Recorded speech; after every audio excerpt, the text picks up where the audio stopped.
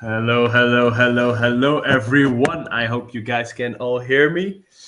You should be able to see us right now, and we are ready to get things going. Yeah, welcome everyone. I see a lot of people already slowly started joining the broadcast, and I think a lot more will start showing up soon. We just announced it in our Discord to our community, so I think a lot of community people will start flowing in. And we have an exciting one today for you once again. I'm joined by Jess, like we do often on these broadcasts, and once again by Mr. KVP himself and Mr. Mark van der Slijs. Yeah, let's do a quick introduction round, gentlemen. Jess, maybe you can start it for everyone that doesn't know you. Sure. Yeah. So, previously, but still as well, Scorpio. But now, doxed Jess. Yeah, mainly taking care right now on the core contributor side at the business development. Speaking to a lot of projects on the market making side, which of course is the core business of Reform. So yeah, been involved since the beginning, and still progressing and actively participating in everything. So yeah, really looking forward to the what is it, broadcast, and to have a chat about the previous year and of course the coming year. Yeah, exactly. Looking forward as well. KVP, Kay, maybe you can do a quick intro as well. Great, you put me for Mark. Unlike last time where I was just like... I'm just following my screen. But no, it's good. As I said, man, it's hard to introduce yourself after Mark. So yeah, listen, KVP at KVP_macro. Reform fiend, DGen. Been with the squad since before we listed as a core contributor, helping out on strategy initially, big picture. Also on the biz dev, especially in regards to cap raise at the beginning. And then, of course, now that we're up and flying, given the list at the end of August, going to be starting to help a little bit more with Yes and other guys on the market making side, especially given that I have a lot more footprint out in Asia and the Gulf. Background is intersection of TradFi and, crypto since 2013. And I am the quietest one of the entire group. Call me the library, the mouse, the church mouse. I have the church mouse in the broadcast again. Let's put it that way then, because it's good. I only prepared for like half of the broadcast because I already know the other half. I don't even have to host it anymore, right? Like it's gonna be in your hands, so we should be good. I wanted to give you a Christmas present. I like that. Nice. All right, then Mark, maybe you can do a quick intro as well. Sure. My name is Mark, based out of Singapore. I'm Dutch originally, though.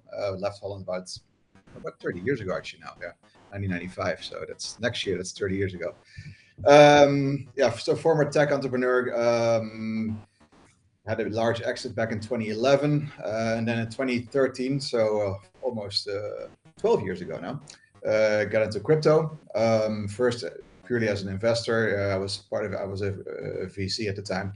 Invested in crypto companies, then started companies in the space as well, among others Hut 8 Mining, fairly large Bitcoin mining company listed on the Nasdaq. Started a company called First Block Capital. Was involved with Galaxy Digital during their early time. Helped them get listed in Canada. Worked on the first Bitcoin ETF in the world in Canada as well. So that was a few years before the one in the US. So there are a number of things. Like I said, based in Singapore now, mostly investing in crypto. Well, yeah, tokens, I would say, some crypto companies, and also doing a lot in AI at the moment. Nice. Thanks so much for the intro, Mark. Always super interesting to listen again and again to what you've done, because it's quite a big list, right? And it's I think quite unique compared to most of the people that we get on here as a speaker. I think it's quite a long list. Very interesting. So yeah, let's dive all into today, guys. So what we go do today is quite straightforward. We'll talk about our favorite moments of 2024, but also about the outlook for 2025. And if you're listening right now and you want to share your favorite moment, or you have any questions, or you just want to simply say hi, make sure you drop your comments in the chat. I believe there's a live chat right now on the broadcast as well, so you can just talk with us and we'll keep track of that. I'm sure Mr. KVP is already in the trenches there, ready to answer any questions. But stirring up the pot, man. Good. No, looking forward to that. Before we dive all into what was 2024 for us as core contributors and advisors and people behind the scenes at Reform, we actually created a video to showcase basically what Reform did in terms of numbers. So I suggest let's go to that video first. We'll watch it. It's around a minute, and then we'll kickstart it all. Let's move over to the video.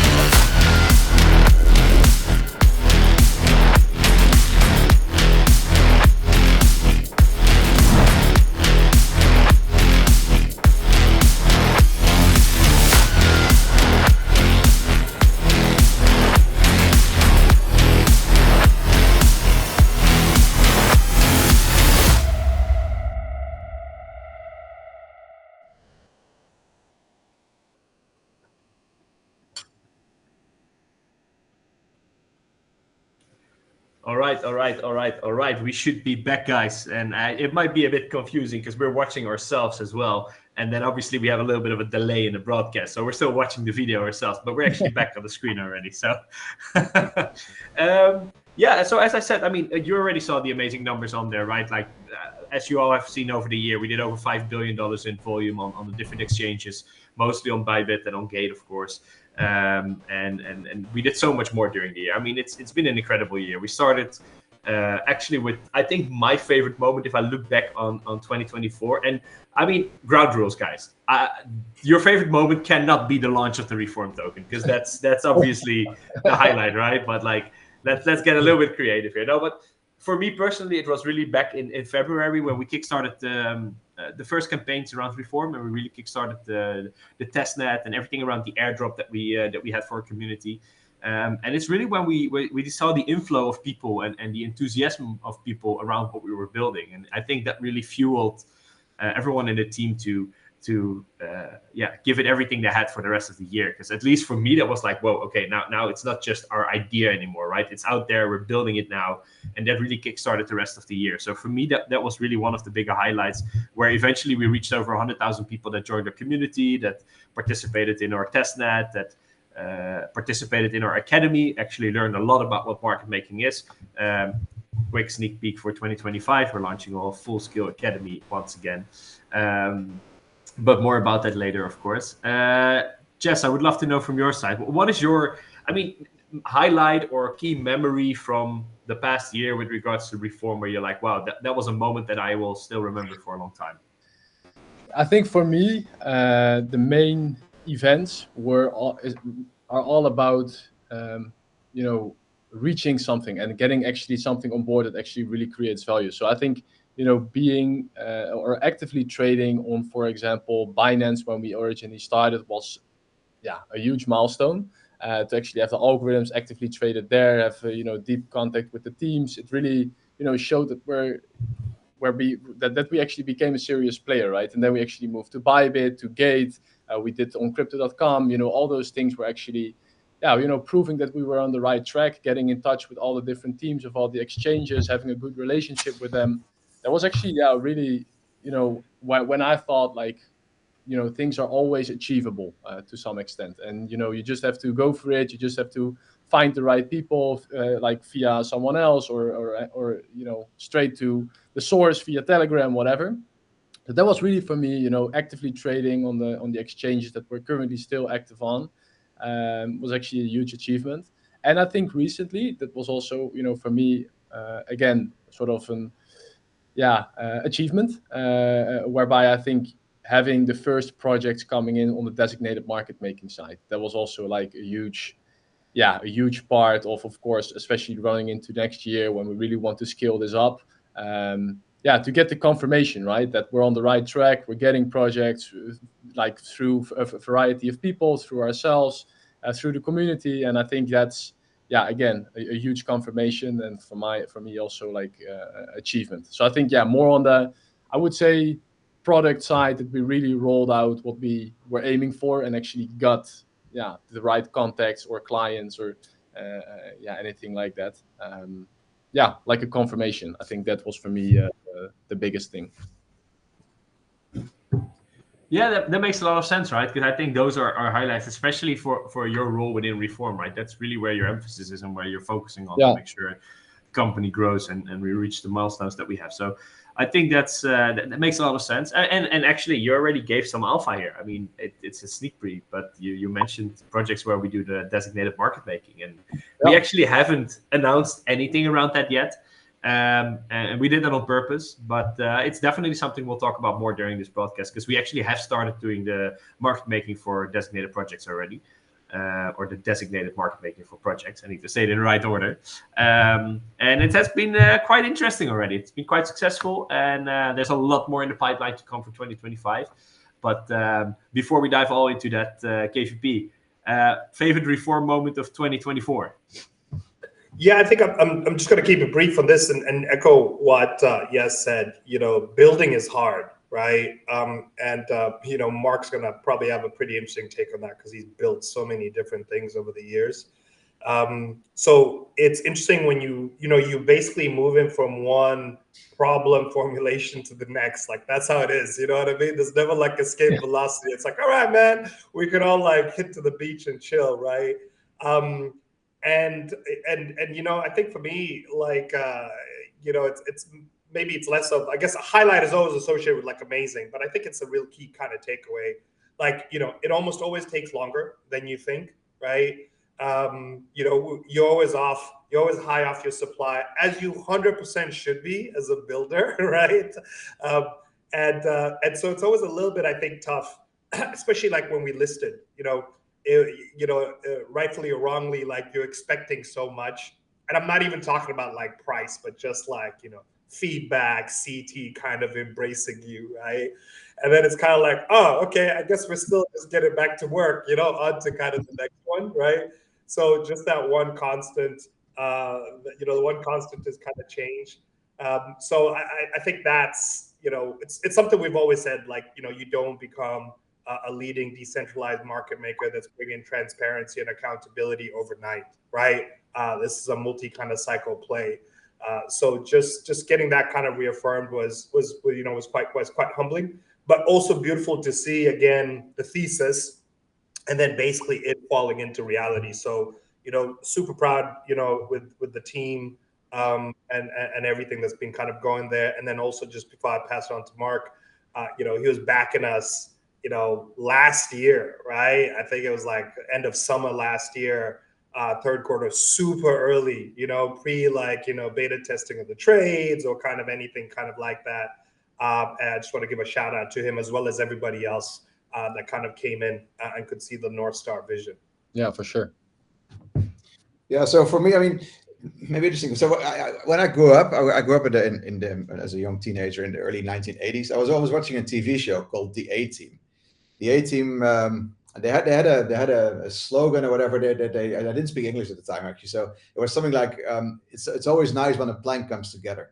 And I think, you know, that's what I see with Reform as well. I mean, you know, I've seen it from a plan, from starting it, and you know, now we're here in this huge community with a token that's live, with a company that's growing, buying more tokens back every week. I mean, you know, it really happened, right? It's not just talk, it's real action. It came together, and that, I think, you know, looking back over the past year, that's really the highlight. It's not one moment. It's basically this whole process of doing it. You know, it seems so easy, but it's so much work, and there's so many difficulties always that people don't see and don't know about it. You know, that's always when you build a company. And I think, you know, the plan came together here, and that's really, I guess, the highlights. I mean, you know, normally I'd say the launch of the token, because that's the most visible one for the outside world. But really, you know, for the team, it's this whole process of doing it and getting it, and, you know, putting it together and doing it in a successful way. And that's what happened this year. Yeah, I think that's actually a really good point. I really like that, because it's also, as a builder, you always have the feeling that you're going too slow. You always have the feeling that you think, man, this should be done today, or like tomorrow, or like next week, or and whenever it gets done, then you actually forget to look back on the moment that it got done. And that's really the point, right, that you're now referring to. It's really the journey that you're on, that you can reflect back on and actually see that, it actually worked out, all of it. Maybe not at the exact day every time that you thought, hey, this needs to be fixed right now, and that it was fixed. But yeah, anyway, it's more indeed the journey and the process that you're in altogether. I think that's well said, Mark. Yeah, absolutely. And I fully agree with what you said, Mark, and indeed well said. And Jess and I had a couple calls about this over the last few weeks as well, where we're like, hey, let's watch back for a moment, because indeed we've got, right? We feel like we were calling, I think, like almost close to midnight. We're still working. We're like, damn, this needs to be finished. It's almost end of the year. We need to continue. It's not going fast enough. And then we're like, oh no, wait, there's actually like, let's take a moment, because so much has happened already. And like a year ago, I remember when I joined, which was like November a year ago, it was just me. And then in January, we really kickstarted things. And it was me talking with Jess about marketing. And for example, now the marketing department, we're 15 people, like, right? It's growing like crazy. And there's so much happening behind the scenes. And it's great to see the product really coming to its rightful place in the industry. And I think, 2025 is going to be very interesting. But before we dive into that, Mark, I had a question for you, actually. Did you ever get some DMs from the community at Reform? Because we had some people in our chats being like, yeah, I don't believe Mark is actually supporting you. He must, it's not real. And I was like, he's been on this, on the broadcast, but they were like, determined to get in touch with you to verify if you were actually supporting. It's AI Mike, folks. You got us. I didn't get anything in Discord. I did get people on Twitter, actually, that asked me about Reform. So not on Discord, but on Twitter people did, on our X. Oh, they actually checked it. Okay, that's good. There were a few people that's So that did happen, actually. Yeah. It's a tough thing about our space, right? Like, unfortunately, right? It's the pros and kind of the cons. So it's like people find something, and especially if it looks really like well stacked up, then it's like, wow, it's too good to be true, man. Right? So, right. Exactly right. And I can imagine it as well, because it's one of the conversations we had over the last few months internally. Like, okay, we see what happens with someone that's not involved with Reform or doesn't know the details about everything that's going on, and they look from an outside perspective. I can understand they might be concerned, or they might be like, why is, for example, the chart not moving all the time, or why is the token not at 100x already, or like whatever bullish idea they have about the meme coin that they invested in last week they expect from Reform. And I think I can imagine someone that got into Reform through Mark, through his that followed Mark, and then it's like, oh man, it's not performing in the chart. I don't believe Mark is really behind it, otherwise it was performing. I don't know, like, I can get these thoughts, but then again, it's indeed. So it's good that you can verify you're actually real. No, I'm not an AI bot. Not yet. But we're working on backups for everybody. But I'm assuming this is also Palos, and yes, I mean, Scorpio Palos. This is also why you guys doxed yourselves, right? Also again, right, to give that level of kind of security. It's easy on the DD. I mean, if you have two equal projects, or even one that's maybe not on par, but there's more transparency in the information. It just makes you more comfortable, right? Either in just backing them outright, or even the size of your kind of commitment. And I really think that's changing this cycle. I mean, we'll go through, and there's a whole bunch of questions kind of coming through, but like, I think that's a theme that's here to stay, right? Which is good, actually, right? Yeah, no, absolutely. And indeed, okay, what you said, there's a lot of questions coming in. So I think it would be a good thing to go through some of these. Let's have a look. Well, Jess, actually, I think this is an interesting one for you. Cryptic Scout, are you guys planning to have a Reform blockchain in the future? Yeah, well, that's actually an interesting one, because we have been talking about it and sharing ideas, because one thing that's actually very important in market making as well is like verification and like the transparency side, right? So if you look at for example, the liquidity on like centralized exchanges, you cannot really, fetch the liquidity in the right way and actually showcase it to people, or even to the projects, to actually verify that the market maker is doing what they should do. So I think, having your own blockchain, having other people running nodes, verifying the liquidity or like depth or like spread, all those kind of things on the exchanges, and actually broadcasting that on a chain could actually be very interesting. I think that is something that will make market making even more robust and trustworthy, because in this case, whenever a market maker provides a service and the project checks on chain in this case, and actually gets all the data by the node validators, actually meaning that they get valid data, and with that data they can actually verify if the market maker is doing what they are saying that they should do. So I think that's a very interesting take. If or when we're going to build this, that's of course the big question. I would say the community will always hear about this, because this will probably involve big changes in the overall ecosystem. It will involve big funding. It will involve a lot of infrastructural changes. So whenever that will even get into motion, that will always be proposed to the community, so that everyone can share the ideas and even contribute in some sort of way, if that's of course of interest. So I think it's a good question, and it's also very applicable to the space that we're in when it comes to verification. Yeah.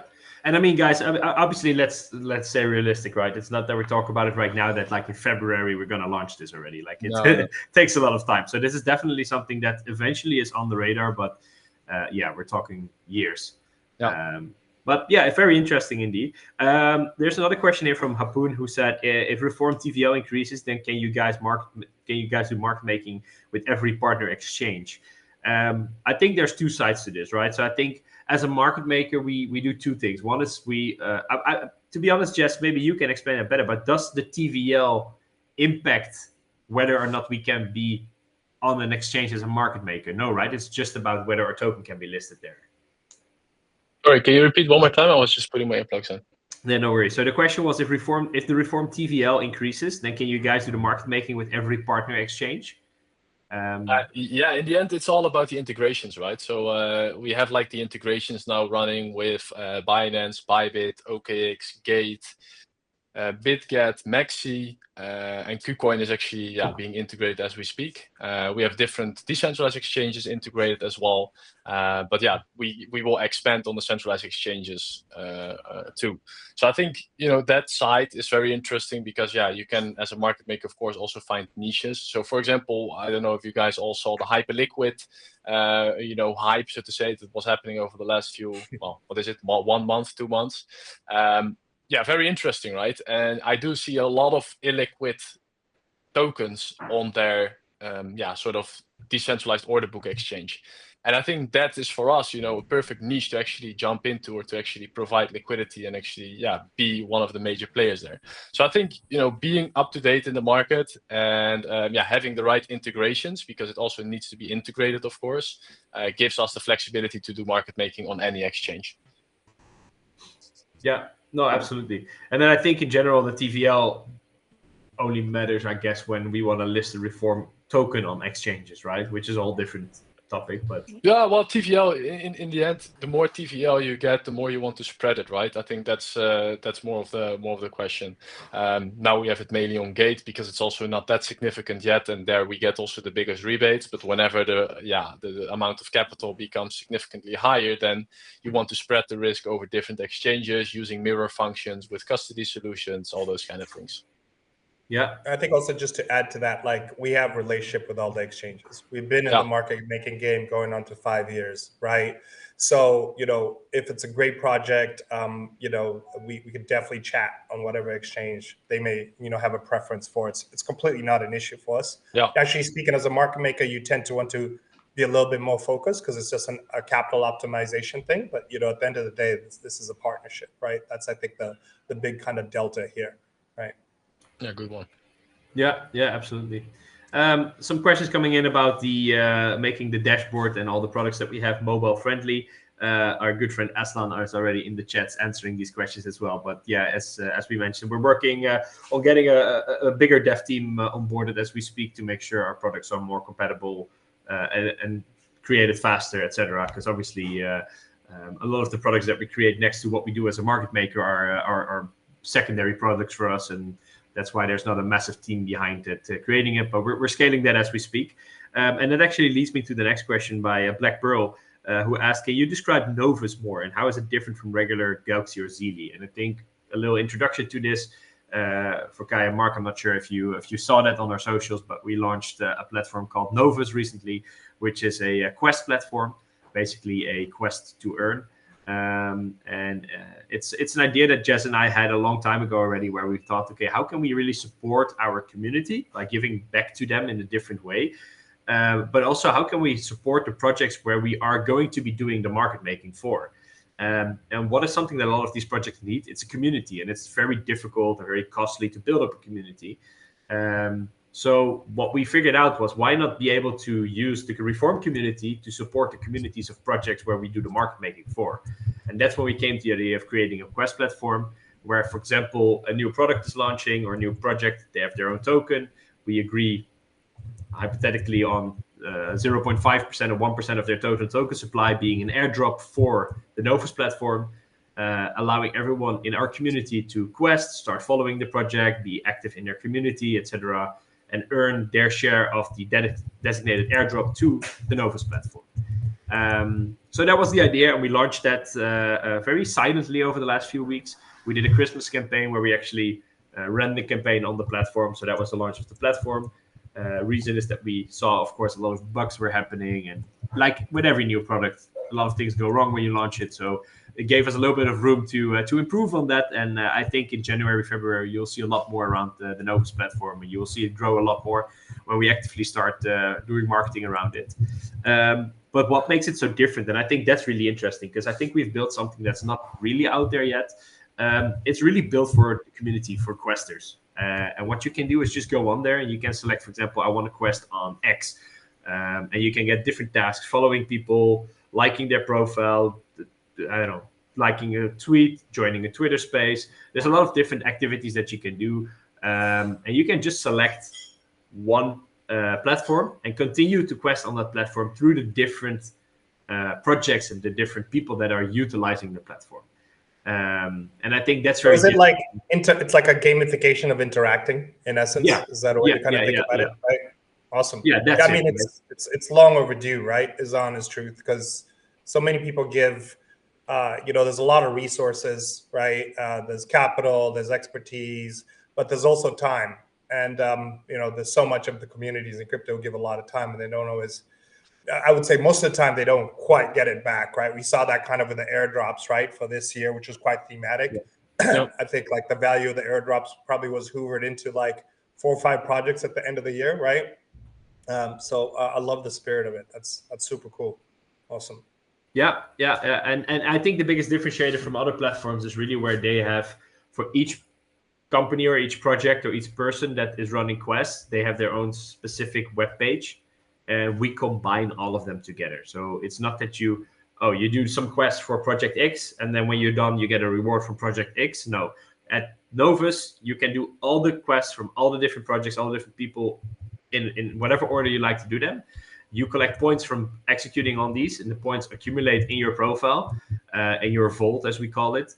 And with those points, you can buy rewards, whichever reward you like in the shop. So you can do quests for Project X, but maybe you want to buy the reward from a whole different project because you're not that interested in the reward for Project X. That's all fine. So it's really the next step in questing, where people are super free to do what they want to do, but choose their reward, choose the effort they want to put in. So a lot of focus on that will be a lot of focus will be on that in 2025, and I personally think it's something that can grow substantially. But with that said, maybe let's dive a little bit into the general forecast of 2025 with regards to the crypto market, because obviously that's very important in general for us as a company to also determine what the forecast will be for Reform. And starting with you, Kai, you are Mr. Macro. Let's start at that point. Let's start at the big picture. What do you think is going to happen in general, economic-wise in the world in 2025, but then specifically also in the crypto industry? Do you think a lot of people are mentioning a bull run? I mean, everything has been going crazy already since Trump was elected, but what are your expectations for the coming year? Yeah, maybe I'll just cover macro and then pass the buck on to Mark, and then I can always come back on the crypto side, and of course Mark could also touch on macro to agree to disagree. There's still questions coming through. I think we're at 2,400 people, so we'll still go back even if there's some technical ones in regards to how we operate, maybe the projects we look at, how people can reach out, so on and so forth. But like I think it's going to be an amazing year, like really historical in so many ways. I think we covered this when we had the doxing event, because if I recall correctly, I believe that should have been after the November elections, right? Yeah. And we had like whatever it was, 10,000 people. We had to like run into kind of another broadcast. So a lot of people in TradFi don't really get this, and definitely a lot of people in crypto don't really get this. And you kind of need a bit of an intersection. But typically when you get regime change, i.e. the change of a government in a place like the US, not much really changes, right? It's a little bit more of the same. But this time around, it's really exciting from the context of this new administration has been dealt the best possible cards, right? Trump, the Orange Phoenix, as I like to call him, the bullet dodger, right? What's the dance, right? He didn't just like win, like he just crushed it, right? So it was a complete red wave, right? He won the popular vote, he won the electorate vote. And I think what really surprised a lot of people, so I knew he was going to win from like when they were trying to pop his head on stage from July 13th. But even back then, I didn't think the country was capable anymore of going to a majority, right? I felt it was so polarized. So he's got the best possible cards. The team is young. JD Vance was 39 when he was nominated. He's going to be 40. They understand crypto. They hold crypto. They're big Bitcoin advocates. So it's a huge win for the US and the American voters, and that ripples down to the world because you just also have this infusion of new blood, which is just needed, right? Anytime you just have one representation in leadership and politics, and the US is infamously really old in regards to the Congress members. It's like late 60s, right? Early 70s. You just have a lot of issues. So we probably will have, and again, it's reviewing 2025. We had some huge wins in crypto, like, ETF listing, so on and so forth, despite what has been a very combative administration for years, right? One could argue this already started with Obama from 2008, like, anti-crypto, anti-fintech, anti-venture and builder. I'm sure you guys have seen the Mark Andreessen interview on Joe Rogan, where basically people are getting kind of unbanked, right? So there was this political fight against, and look at how much we accomplished. So here's the exciting thing to where I'm sitting.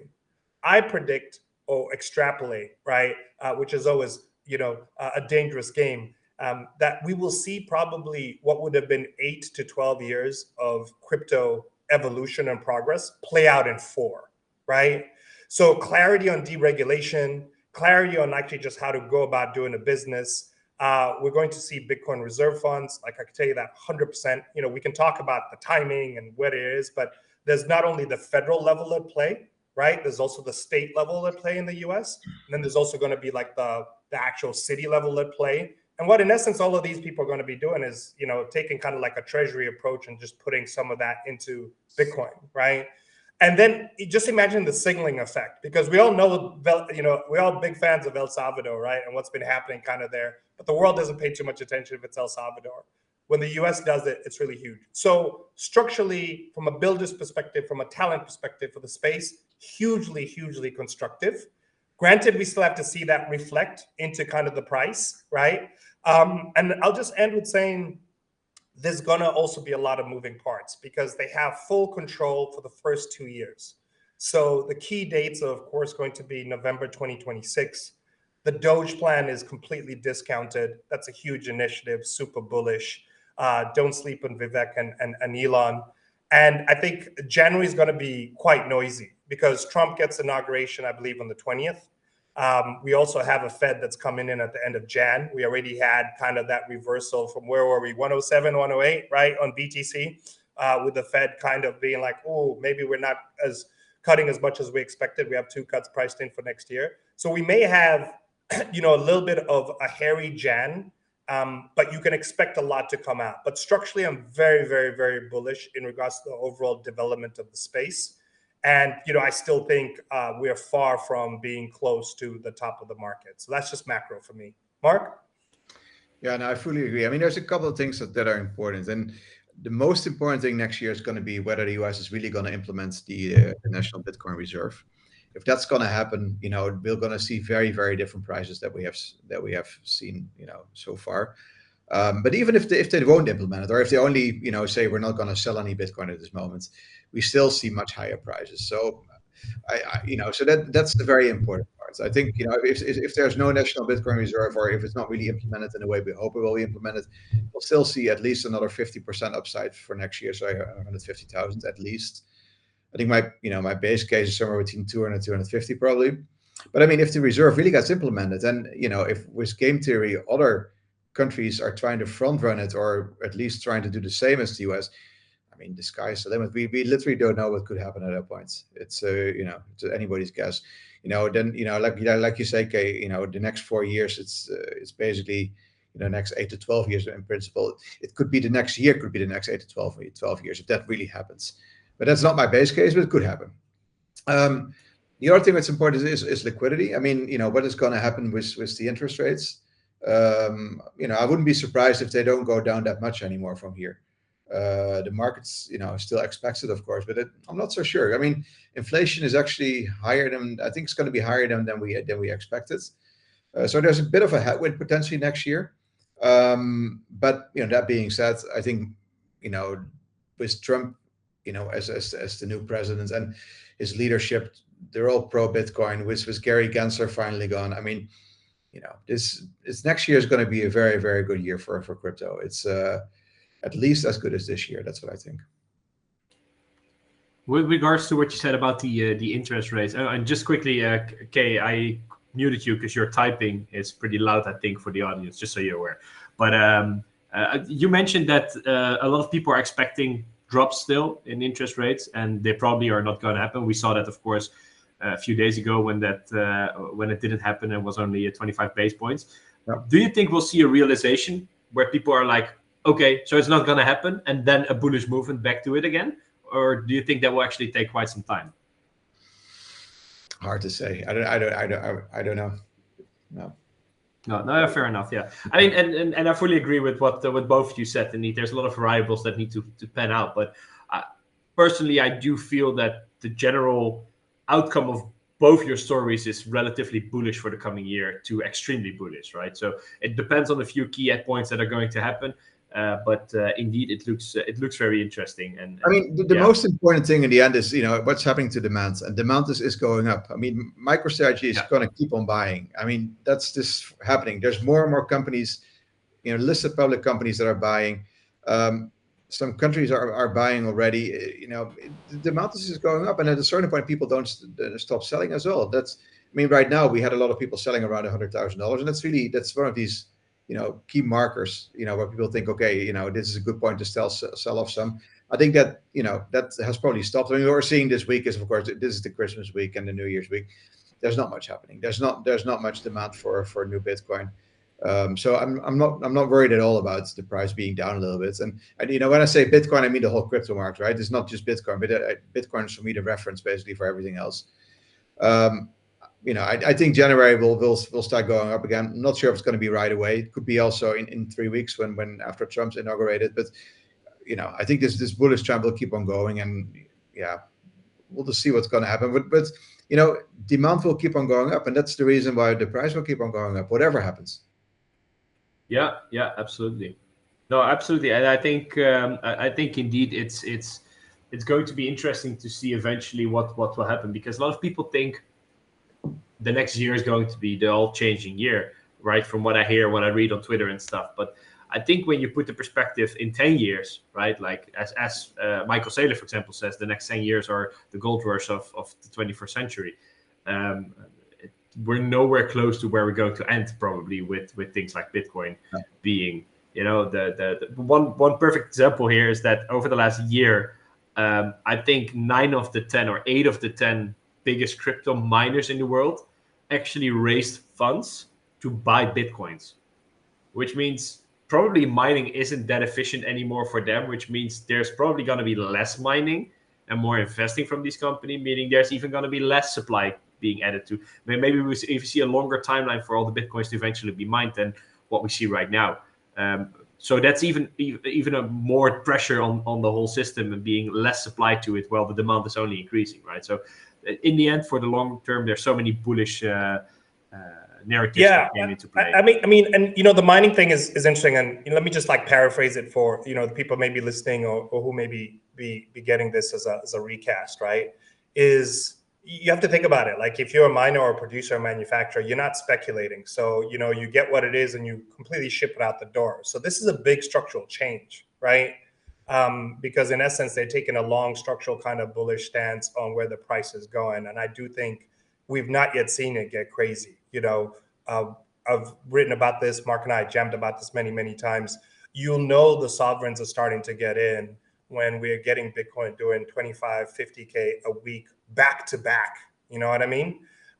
Before this administration came in, I think the base case that I kind of had was a very comfortable 150K. And now to me, it's like closer to 200 to 250K. And of course, the ripple effects then of what goes through.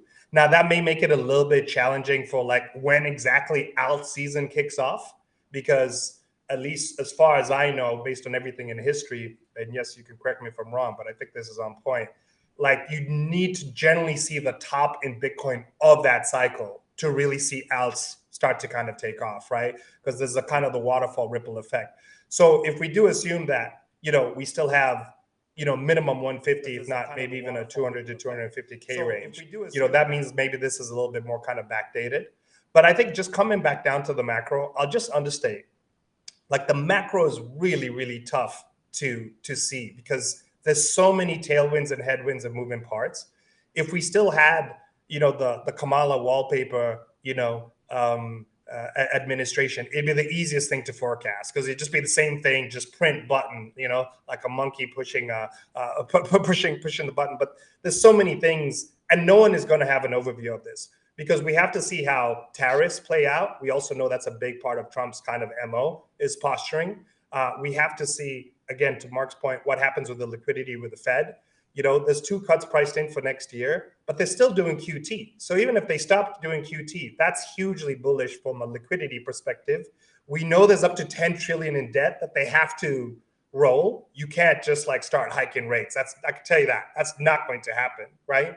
But here's also the part that no one's talking about, in my humble opinion, is Doge. There's about 3 million US government jobs. And I can tell you, minimum 10% of those are going. Right? So what happens if you fire people? It's deflationary. And you probably are going to have to be spending more because you're not going to give them the classic, hey, banking, thank you for your services. Here's 2 weeks severance, right?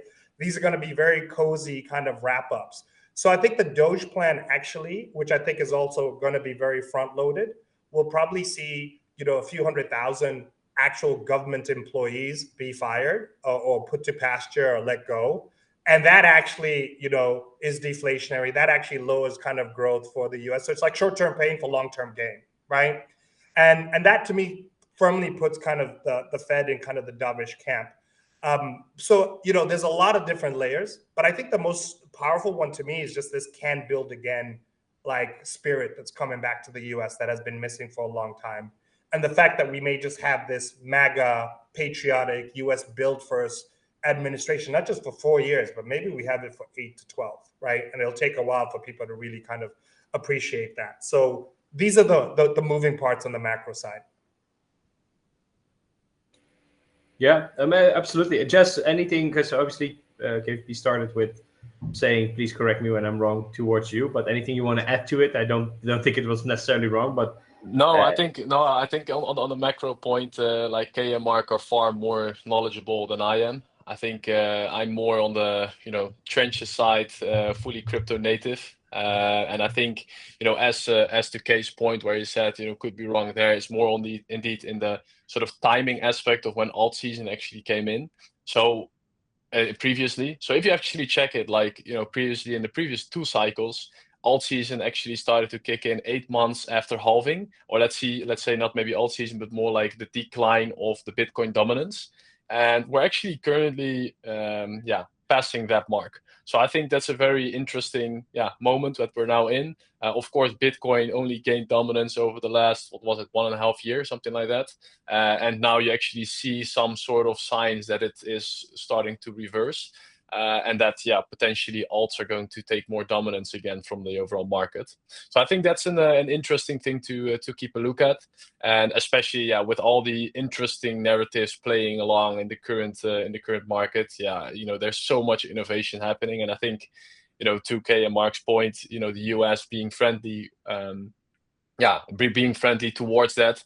I think that's it can all get together tremendously big, and I think that's just something we maybe cannot even comprehend at this point. But whenever the US is super friendly against crypto companies and builders and all crypto related entities, that growth is going to go exponential. Previously all the projects had to be launched in British Virgin Islands, in Panama, in all those kind of countries. And now, if there's an environment, a safe environment where there's some regulation on top of it, where builders can really build, as they had, for example, in Silicon Valley with the internet boom, and still have actually, it can get a very big boost altogether. Maybe just like on this point, yes, we could stay with you, then we can move it to Mark. Let's get into the trenches, bro. It's what everyone's also here for. A little bit of alpha in regards to the narratives, and then maybe after Mark, we can get to Paul, who's been spending a lot of time on DeepIn. And I'm starting to hear a few of the tokens that he was talking to me 4 months ago starting to pump. Of course, I'll never admit he was right, but that's besides the point. but yes, when you're just kind of looking at 2025, narratives, projects, kind of what's coming to mind, and maybe also you want to give an overview of 2024 just so people have context naturally, right? What maybe we felt and when I say we, I mean the collective we, not necessarily Reform, but just for you, what surprised you in regards to hey man, this is the part that really played out this year, I kind of thought that, and this part maybe didn't, and then based on that, what are you thinking for 2025? Yeah, I think it was actually today I had already a bit of reflection. It's now coming at the end of the year, looking back at the previous year and just seeing what kind of things did I in collaboration with the people here actually thought about what is going to play out. And I think the biggest one was actually AI agents. I think that one we actually predicted to the point. The fun part here is really that if you look at the developments of OpenAI and when they're going to release new sort of products, you can actually see especially in crypto, new projects coming to fruition that are actually aiming at those kind of at the products that OpenAI is launching, and even front running that sometimes. And I think that's something that we really saw last year. You had, of course, the AI infrastructure, the bigger players. Then actually, of course, the AI agents came. And what I actually think in the coming months, that is only going to get bigger. You will get the mind share, you will get the inference, you will actually get on one side also the AI agents focused on specific niches. So you will see AI agents focused on DeFi, AI agents focused on another narrative that's now coming to fruition, decentralized science. I think it's super interesting because you see, for example, Binance now jumping into the decentralized science part by launching Bio. They are going to do that on their launchpad. And, Bio has a lot of decentralized science, or whatever you want to call it, science DAOs onboarded. And they all have, some sort of funding that they want to use for prolonging life, or even how to prevent for your hair to fall out, all those kind of things. And it's super interesting, of course, that all those initiatives that are currently dominated by the pharmaceutical industry are actually getting democratized to some extent, right? Of course, when it comes to capital, it's becoming democratized. But when there's even revenue shares or anything like that coming from those projects that are funded by people that actually buy the token or whatsoever, and then actually get a revenue share whenever they figure out specific medicines or whatever. I think that's also super interesting, and that's something that I see in the coming months is actually I see that as something that's going to be quite big in the coming months, the decentralized science part. And yeah, if you combine that then again with AI and like the other sort of hot topics, then that's of course in the trenches, let's say, a hot thing to look at. Yeah, no, absolutely. And with that being said, Jess, I think because we're also closing in on the hour mark, and I know if I don't mention that, KVP is gonna rant on for another 3 hours because it's we will do like a broadcast-a-thon or something where we take like 5 hours and just continue. But Bro, you keep promising, but you know I ain't seen it yet. I'll put it on the roadmap. I'll put it on the roadmap of 2025. But talking about the roadmap of 2025, I think it would be good to quickly take some time to dive into what can be expected, Jess. And I think it's a good moment to first state or make the first statement about what our goals are going to be, and what we think is realistic and what we're aiming to do. Of course, with everything that we just discussed and the market outlook that is so positive, most likely. But yeah, maybe you can give a short summary, especially on the market making side. Of course, what is there to come?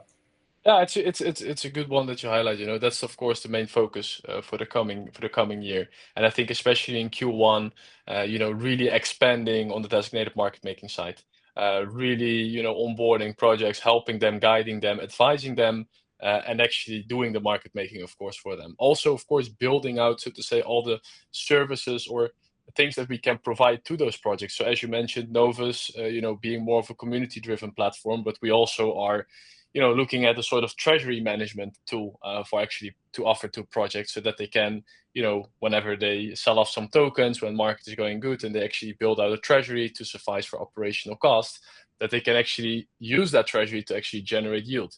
So all those kind of aspects to really strengthen, you know, our value proposition, the Reform DAO value proposition. I think that's, you know, the core focus for the coming year, and that also reflects to what we were discussing when it comes to, you know, potentially an own blockchain. Not saying that indeed that will be launched in the next month, but that will also enhance like transparency and actually the whole market making game, like opening it up and actually making it visible for everyone. And I think that's, you know, really what we're going to build towards to, with the first goals in Q1 2025 to actually really enhance the designated market making side of things, and actually onboard more and more projects, hear more feedback from them, what they need, what they're what they actually did not have with their previous market maker. So that's core focus. The drive the adoption for the Reform token, that's also a very important point. So, you know, really trying to find, especially, you know, with the buybacks and all those kind of things, trying to find a point whereby we say, hey, this is it. We're going to have different announcements of, like, you know, brokers, exchanges, and anything like that to actually make the token more accessible to a wider audience. And actually also funnel that back again to the bonding treasury to grow the TVL, provide more liquidity on the centralized exchanges, and also do more liquidity provision for the designated market making again. So that's core focus, I would say, really core focus. And then more on the longer term, we have, of course, as I mentioned, the treasury management thing, the potential blockchain. We also are looking, of course, at I would say, you know, things where people can leverage the token of Reform more. So actually provide more utility for the token. I think that's the right way to put it. Because if you look at, for example, a pump.fun or like a what is the project called? Now I forgot it. It's let me see, the biggest AI agent platform. Maybe someone can remind me. Virtuals, exactly, that one. So they also, you know, I'm also very intrigued always by their tokenomic structure, so to say, because they had a lot of tokens in circulation, and also what's necessary to, you know, participate in their platform, you need to buy their token in to be actually to use their platform and to buy the AI agents that are listed on their platform actually. And that of course brings a lot of value to the token itself, and I really, you know, like those kind of things. And that's where, you know, we're also getting some, you know, thought processes and ideas from on how to also potentially merge that into more of a active participation field for people in market making.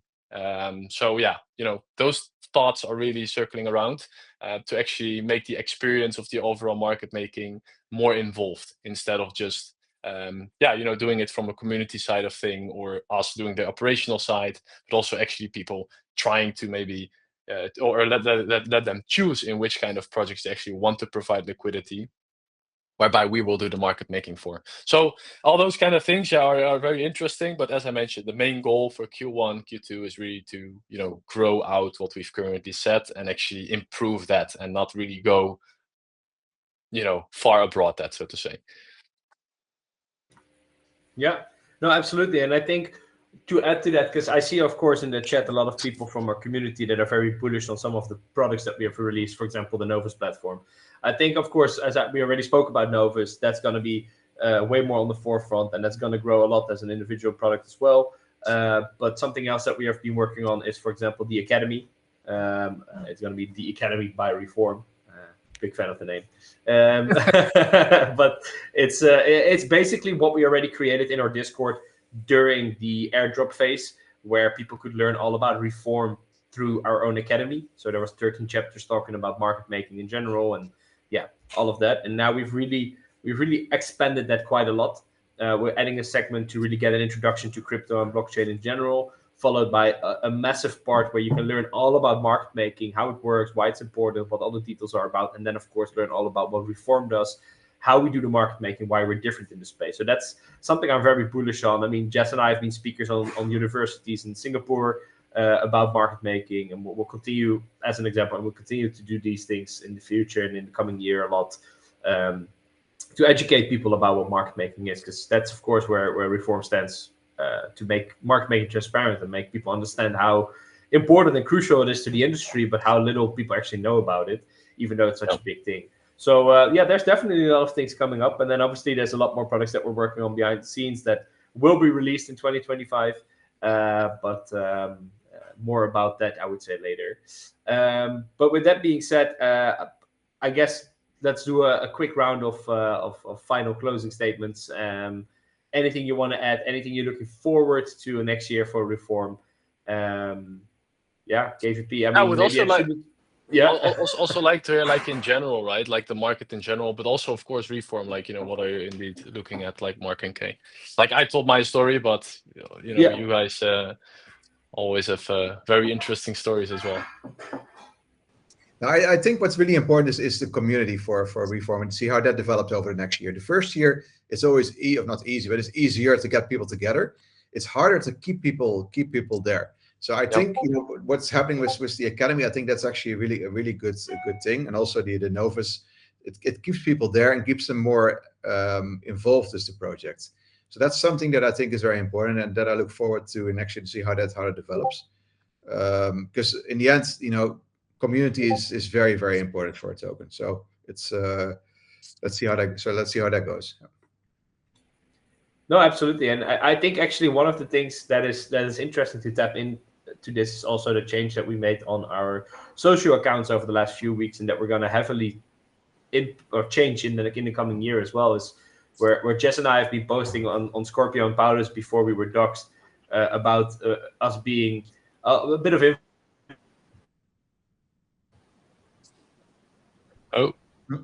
Paulus is gone. Hello. Yeah, you're back. We're back. Yeah, we're back. Oh man, I almost got my Christmas present. No, we're good. But yeah, so I just wanted to say, like, what we're actually not showing, we're showing the good things about what we do, right? We go for a nice dinner or we go on a holiday, but we don't show that we're actually doing like 14-hour days, 7 days a week behind the scenes working. And I think that's going to be a big change, where we really want to show the communities, like, that's what we're also doing, right? Like, we're there building on this product. That's most of our time. We just figured at the start, it's like, who is interested in this? But actually, I think a lot of people are way more than what we're showing right now. You can actually see the sort of behind the scenes, right? Because indeed, at first we had the thoughts like, people want to see like an interesting live or whatever.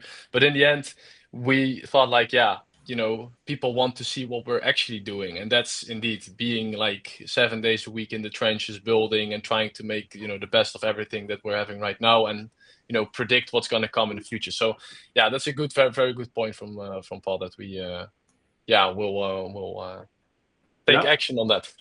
Yeah, but Mark, with that being said, any specific point you're looking forward? I mean, obviously you already mentioned the social side and the community side, but is there anything in general you look forward besides that for Reform, a highlight that you expect to happen in the coming year where you're I mean, yeah, seeing the token at $1, yes, we all want to. But I want to stay away from price at this point. I think it's, you know, exactly right.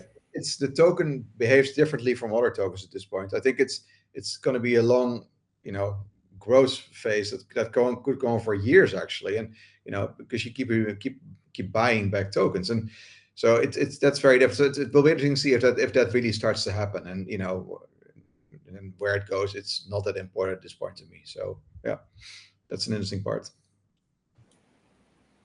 And then KVP, let's close it up. Yeah, so I checked with Aslan. So we're not gonna. I remember last time I think we just like classically closed off in 1 hour. So we got more time if needed. But shout out to Constant Star. So, and I think if there's, I've seen also a few specific kind of a little bit more technical questions linked to the project. So maybe when we repost, we can just like address those really, really quickly in kind of bullets as a whole. So let me take it like from 2 points. So I think like, yeah, on Reform, like, you know, it's clearly a utility token, right? Most utility tokens have just really been struggling given where we are in the phase of the bull market development, you know, today. So honestly, like, you know, my guess is as good as kind of anyone who's listening to this, right? When we start accruing that. However, this does take me into kind of 2025. Now, I'll say I missed mad things in 2024. It's like I looked at virtuals when it was like sub 10 cent. I held Pepe for months, and like 2 weeks after I exited, it like started to do 5x, you know? I looked at like before they pivoted to AI. Like it was just a disaster of misses, right? But the positive aspect of that is it also showed you like, even with the entire kind of space moving and how difficult it has been for alts, there's been some very, very distinct pockets of alpha, right? And there's always like opportunity. And I think that's like a key also takeaway for me for 2024, because, you know, you can play the should have, could have, would have game, you know, for like ages, right? And you know, Yes has heard me rant many a weekend when we catch up and review kind of the different spaces.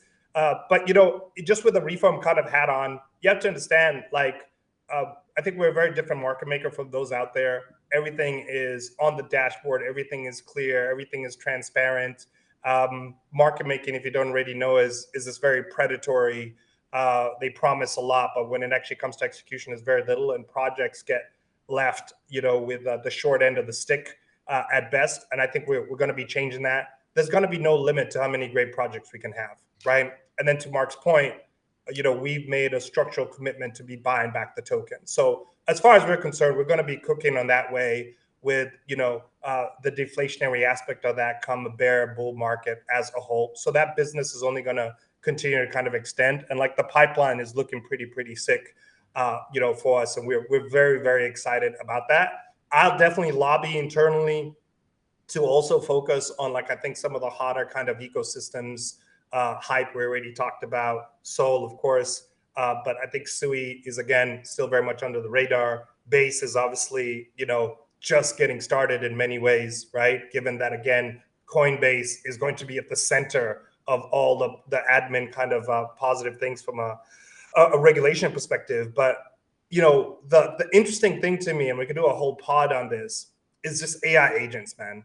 Like, I can tell you what, all the calls out there are fucked, and like fucking thank God for that. You know, it's about time.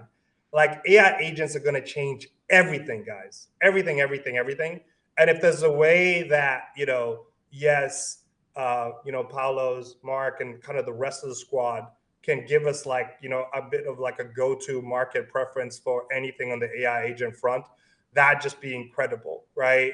So, you know, the space is maybe, it was 5 billion a few weeks ago. It's maybe sitting at 10 billion. And that's just the AI agents. I'm not talking about AI tokens. It's probably minimum going to get to 100 billion, but it's probably 150 to 300 billion. So that to me is just fascinating from a narrative perspective, this plus 15 to 30x kind of expansion on that narrative.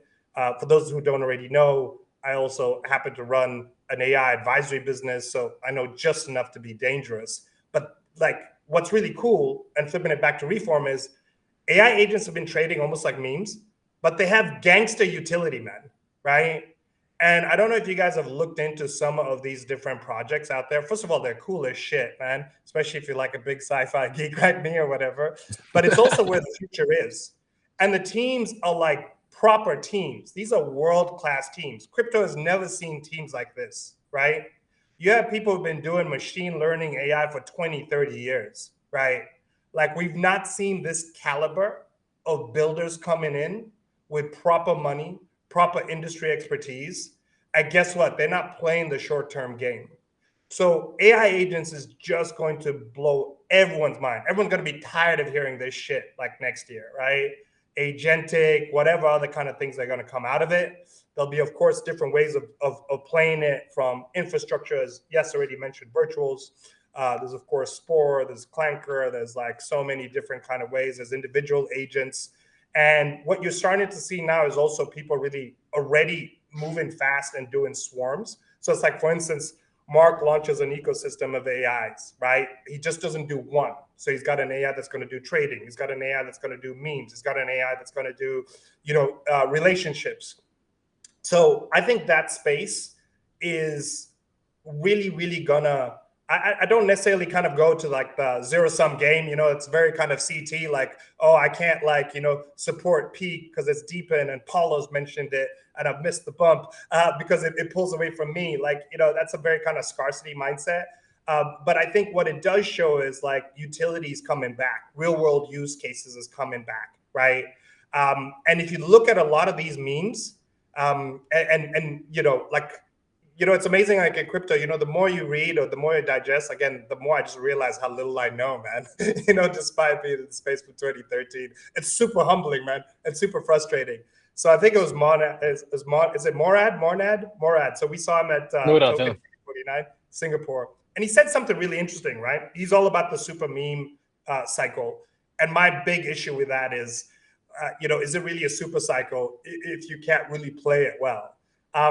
But his whole point was Doge got to 94 billion in the last cycle, which wasn't a meme cycle, which is pretty extraordinary if you take a step back, right? So obviously the thesis from his side is, own the big ones. They're still going to do minimum 10x to 20x, etc. And I think that all made sense. But but if you look at these top memes, and again, I'm not shitting on any of the names. I'm just freestyling, right? You look at whatever, it's like dog with hat, which, Mark got in very early on as well from a Crypto Haze kind of post, right? So the hat stays on. You look at, smoking chicken fish, you look at Mog.